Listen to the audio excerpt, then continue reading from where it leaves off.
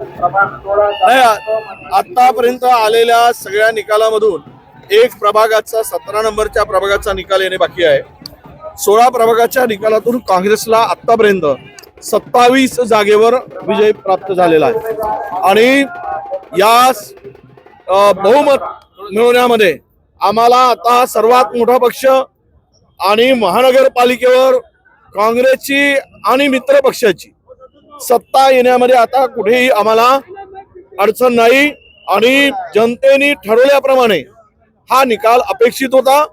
हा सर्व निकाल जो मिळाला, यश मिळालं, हे चंद्रपूर वासियांनी ठरवून जो भ्रष्टाचार या महानगरपालिकेमध्ये झाला, या महानगरपालिकेचं संपूर्ण वाटोळं केलं गेलं, त्याचा बदला जनतेने घेतला आणि महाविकास आघाडीला मी असं म्हणेल की काँग्रेस आणि मित्रपक्ष आमच्या जे बहुमत दिलं त्याबद्दल चंद्रपूर वासियांचं मी मनापासून आभार व्यक्त करतो आणि चंद्रपूर वासियांना मनापासून शुभेच्छा देतो.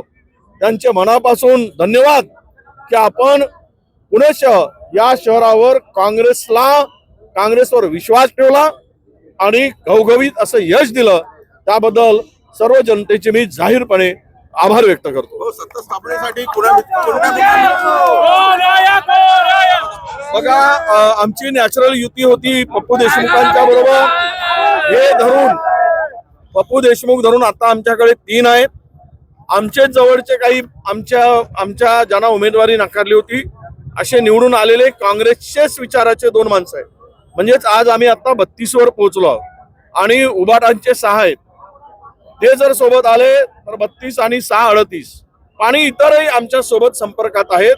40 ते 41 42 पर्यंत हा आकडा जाईल आणि निर्विवाद बहुमत आम्हाला प्राप्त होईल आणि विजय आपला सत्ता स्थापन करण्यामध्ये आजही अडचण नाही आणि उद्याही अडचण येणार नाही. सत्ता स्थापनेसाठी शिवसेनेशी म्हणजे उभाटा गटाशी बोलणी झाली आहे का तुमची? आमचं बोलणं झालं आहे. त्यांना शुभेच्छा दिल्या आहेत. ते मिरवणुकीत आहेत आणि त्यांच्यावर बसणार आम्ही.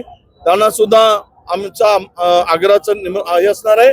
आपण सर्व मिळून जे काही आमच्या आघाडीतले पक्ष होते महाराष्ट्रात त्या सगळ्यांना घेऊन सत्तेसाठी आम्ही पुढे जाणार आहोत.